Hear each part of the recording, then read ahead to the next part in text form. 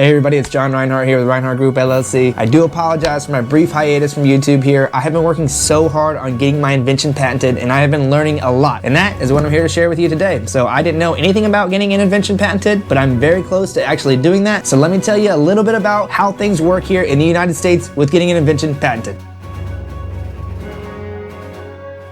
If this is all new to you or you're just stumbling onto this, please hit that subscribe button. I got a lot more content coming out just about patents. Here we are, let's get right into it. You have two types of patents. You have a utility patent and a design patent. They go parallel with each other. They do two separate things. A utility patent is gonna protect the function of your item. So whatever it does, if it does some specific unique thing, then yes, that's what it would protect. A design patent is going to protect pretty much just how it looks, the design of it. For example, an ice maker. The utility of an ice maker, the function would be making ice. So if you had the first person to ever get a patent on an ice maker, got a utility patent for making ice. The design patent comes with how that ice maker looks. How does it all function together and how does it work together? So all the little parts and pieces that make it up, that's what the design patent would protect. And say you were to invent a completely new design for an ice maker. It looks like no other ice maker that's ever been made. You could patent that design. Now, patenting the utility of making ice would be a little bit difficult, but say you were to invent a completely new process where, I don't know, some type of nuclear fission produced ice and it was so easy and it was so cheap and it was so efficient, then yes, we could patent the utility of that. What patent examiners are looking for is if the item is useful, does it have function, is it,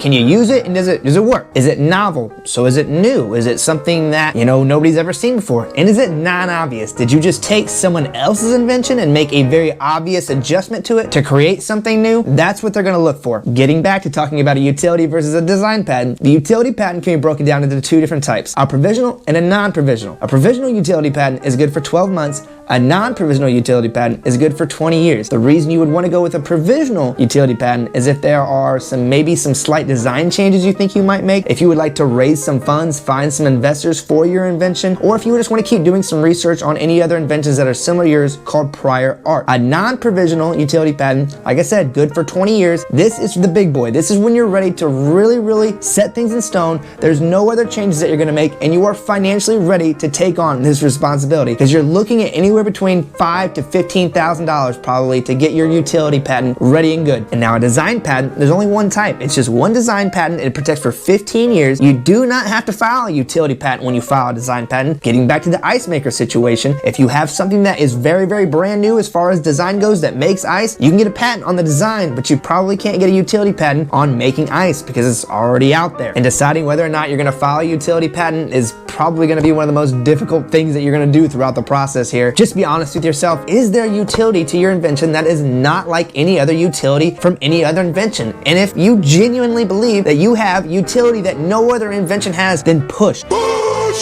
Push as hard as you can to try to get people to understand that, get the examiners to understand that it will be worth it. You're just gonna have to fight. It may be expensive, but if you genuinely believe in your utility, fight for it. One of the least spoken about topics is fees that are associated with our utility patents and a design patent. So a utility patent has a fee at 3.5 years, 7.5 years, and 11.5 years. The fee at 3.5 is about $1,000. The fee at 7.5 is about $3,000, and the fee at 11.5 is about $4,200. A design patent, there are no fees that are really associated with it, so you're good to go there. And as far as a brief overview of the United States patent system, that's pretty much it. You now know a lot about design patents, utility patents, what kind of comes with that, and I'm sure you're kind of curious. Now, John, all right, so what is the exact process of filing for a utility patent, the exact process of filing for a design patent? I'm going to talk about that here in my next episode. Also got another episode coming up on if you are, do I go with a patent lawyer? Do I go with one of these online websites? I've done both here. I've got a lot of information on that, so hit that subscribe button so you don't miss any of that great content here. This is John Reinhardt, Reinhardt Group LLC. I'll see you next time.